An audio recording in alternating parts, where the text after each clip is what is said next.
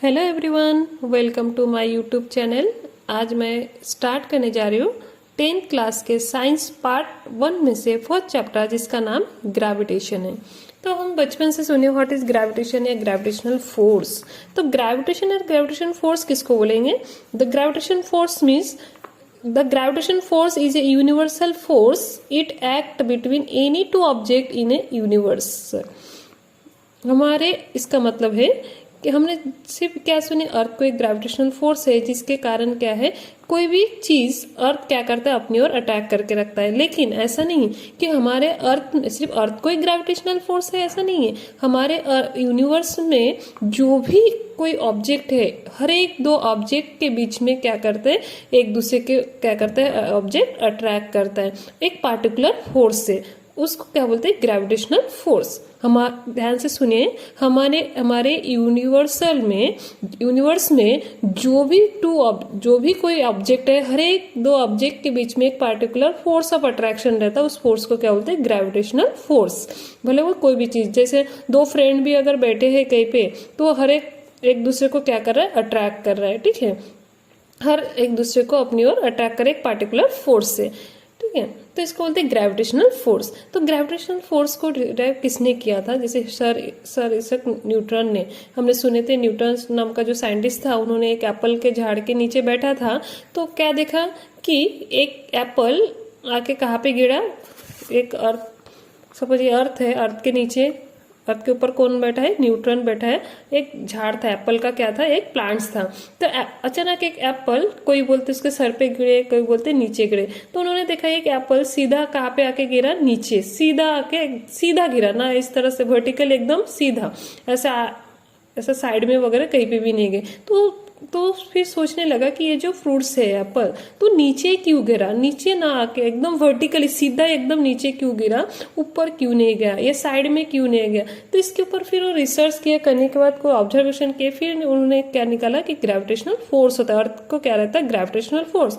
जिसके कारण, अर्थ के ग्रेविटेशनल फोर्स के कारण क्या होता है कि अर्थ कोई भी ऑब्जेक्ट को क्या करता है? अपनी ओर अट्रैक्ट करता है टूवर्ड द सेंटर की ओर। मतलब अर्थ हमेशा कोई भी ऑब्जेक्ट को कहाँ पे अट्रैक्ट करता है? टूवर्ड द सेंटर की, अर्थ की सेंटर की ओर। इसलिए कोई भी चीज सीधा वर्टिकली डाउनवर्ड सीधा गिरता है, इधर उधर न जाके। ठीक है, ऐसे नहीं कि हमने क्या देखे ग्रेविटेशनल फोर्स, ऐसे अर्थ कोई ग्रेविटेशनल फोर्स था, ऐसे नहीं। हर एक ऐसे, वो जो एप्पल झाड़ से गिरा, प्लांट्स के ऊपर से गिरा, तो एप्पल भी अर्थ को खींचा, लेकिन एप्पल वो छोटा है, इसलिए वो अर्थ उसके पास नहीं जा पाया। अर्थ इतना बड़ा है, इसका मास बड़ा है, जिसकी वजह से एप्पल नीचे है। तो हम कोई भी चीज अगर ऊपर फेंकते, थ्रो करते, हम देखे एक पत्थर भी लगा, अगर ऊपर फेंक के मारते तो कुछ टाइम के बाद वो नीचे चला आता है। जितना वेलोसिटी हम उसको डालते, जितना स्पीड से हम डालेंगे, धीरे धीरे ऊपर जैसे जैसे जाएंगे, उसका वेलोसिटी क्या होते रहते हैं? कम होते जाते हैं। जहां पे उसका वेलोसिटी क्या हो जाता है? 0 हो जाते हैं, वहां से वो क्या आता है? रिटर्न आता है। ठीक है, तो इस तरह से सर इसक न्यूटन नाम का साइंटिस्ट ने ग्रेविटेशनल फोर्स को डिस्क्राइब किया था। ठीक है, उसके बाद क्या दिया है? Force and motion. क्या है? Force and motion. तो किसको हम फोर्स बोलेंगे या मोशन किसको बोलेंगे? कोई भी ऑब्जेक्ट अगर स्टेशनरी फेज में है, अगर रुक के है, जब उसको हम कुछ चीज अप्लाई करते हैं, मतलब जैसे मैंने धक्का दिया, ठीक है, तो क्या किया हमने? एक फोर्स लगाए, और फोर्स के कारण क्या होता है कि कोई भी चीज उसका मोशन हो जाएगा। अगर हमने कोई एक बॉल है, उसको अगर थोड़ा हाथ से ढकला दिया या पैर से लात मारे, तो बॉल कैसे होता है? थोड़ा मोशन करता है, आगे मूव करता है। तो कोई भी चीज को अगर मूव करना है, ठीक है, मोशन करना है, तो उसके लिए नेसेसरी क्या है? फोर्स। ठीक है, जब तक हम उसको एक्सटर्नल फोर्स अप्लाई नहीं करते, या कोई भी चीज मोशन कर रहा, सपोज कोई बच्चा साइकिल लेके जा रहा, जब हम उसको फोर्स लगाएंगे, पकड़ के रखेंगे, पीछे से फोर्स लगाएंगे, तभी वो रुक जाता। तो किसी के मोशन, कोई भी ऑब्जेक्ट को मोशन देने के लिए, या कोई भी ऑब्जेक्ट को स्टेशनरी करने के लिए, मोशन से स्टॉप करने के लिए, उसको जो भी चीज हम अप्लाई करते हैं, उसको क्या बोला जाता है? Force. Force is the necessary to change the speed, और उसका स्पीड को हम चेंज कर सकते, as well as direction of motion of object. Object के डायरेक्शन को भी हम क्या कर सकते हैं? चेंज कर सकते हैं। ठीक है, तो ये था, क्या था? Gravitational force, force and motion के बारे में। नेक्स्ट है सर्कुलर मोशन। सर्कुलर मोशन, देखो, मोशन मतलब घूमना, सर्कुलर मतलब गोल। सर्कुलर मतलब क्या होता है? गोल। तो सर्कुलर मोशन किसको बोलते हैं? अगर कोई ऑब्जेक्ट कोई ऑब्जेक्ट, एक ऑब्जेक्ट है, अगर किसी सर्कल के सरकमफ्रेंस मतलब बाउंड्री, अगर कोई ऑब्जेक्ट किसी सर्कल के सरकमफ्रेंस से क्या करता है, मोशन करता है, मूव करता है, मतलब कोई चीज ऐसा गोल घूम रहा किसी सर्कल के सरकमफ्रेंस से, तो उसको हम क्या बोलेंगे, circular motion. Formula definition define कैसे करेंगे, the motion of an object along the circumference of the circle is called as circular motion. जैसे एग्जांपल, सपोज ये सन है, ये क्या है, सन है, सन के चारों ओर से कौन घूम रहा, अपना अर्थ, नहीं तो जैसे अर्थ है, अर्थ के चारों ओर से कौन मोशन कर रहा, मून, तो ये सभी क्या करते हैं, सर्कुलर मोशन करते हैं। ठीक है, नेक्स्ट टॉपिक है हमारा आज किपलर्स लॉ। हम क्या देखें, फोर्स एंड मोशन देखे, सेंटीपिटल फोर्स देख चुके हैं, सेंटीपिटल फोर्स नहीं देखे, सर्कुलर मोशन देखे। तो नेक्स्ट टॉपिक है सेंटीपिटल फोर्स। तो हमने देखे कोई भी चीज, जैसे ये क्या है, अर्थ है, क्या है, अर्थ, और अर्थ के चारों ओर से, अर्थ के चारों ओर से कौन, अपना मून, क्या है, मून क्या कर रहा, मोशन कर रहा, अर्थ के चारों ओर से गोल घूम रहा। ठीक है, कहाँ से, एक पार्टिकुलर ऑर्बिट लेके एक सर्कल के सरकमफ्रेंस से क्या कर रहा, वो मोशन कर रहा।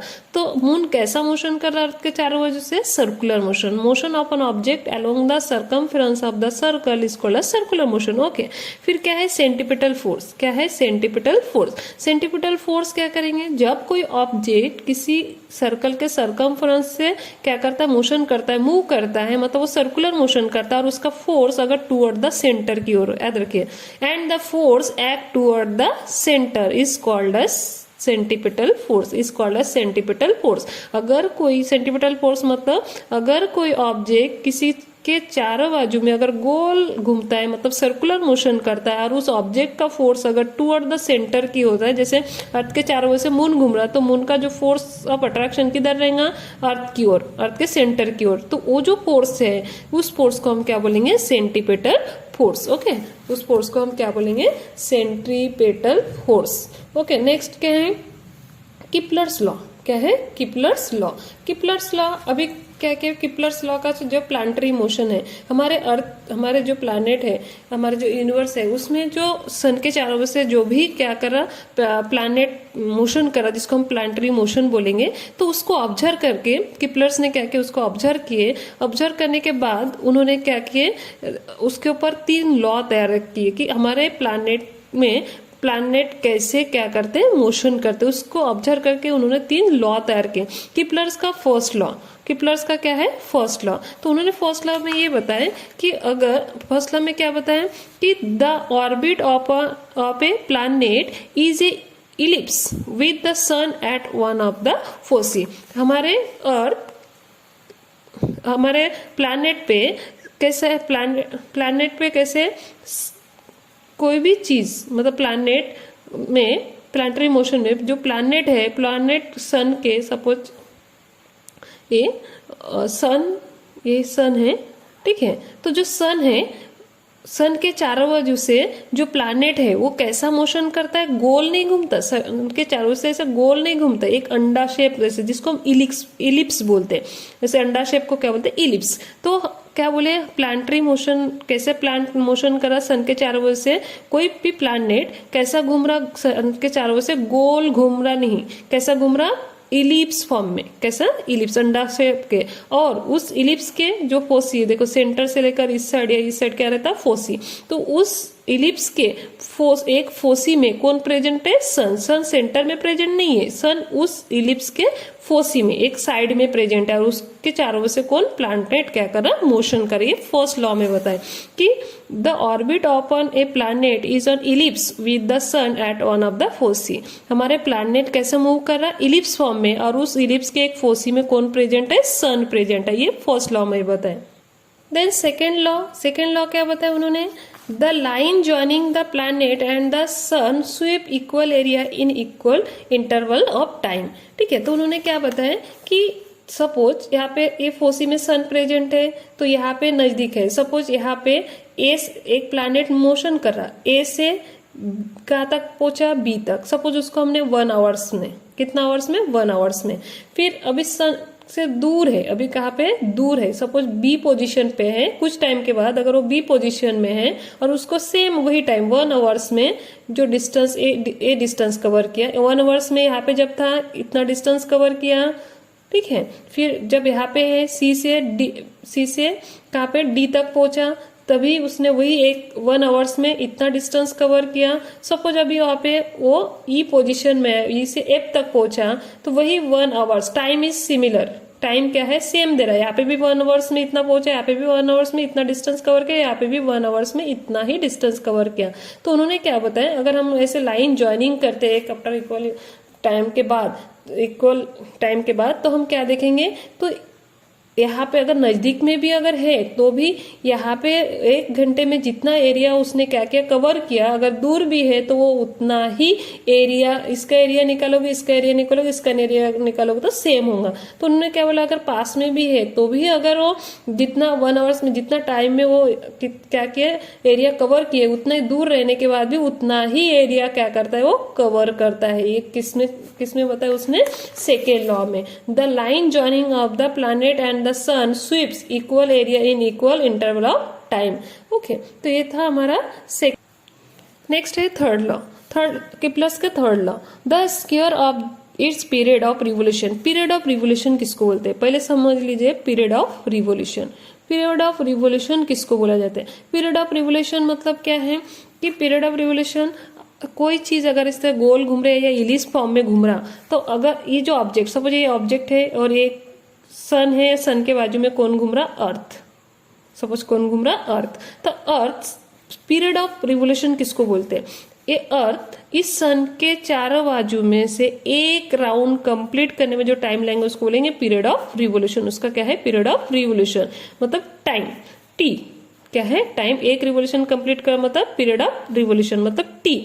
उसका स्क्वायर इज, उसका क्या है, टाइम का स्क्वायर। उसको एक राउंड कंप्लीट करने में, कोई भी प्लैनेट मोशन करा सन के चारों से, उसको एक राउंड कंप्लीट करने में क्या लगेगा, जो टाइम लेंगे उसका स्क्वायर इज डायरेक्टली प्रोपोर्शन क्या रहेगा, ये जो रेडियस है, ये जो रेडियस है, भले यहाँ पे है यहाँ पे दूर है, सभी रेडियस का एवरेज निकालेंगे, मीन निकालेंगे, उसके क्यू के साथ क्या रहता है, directly proportion. The time is directly proportion to the cube of the radius.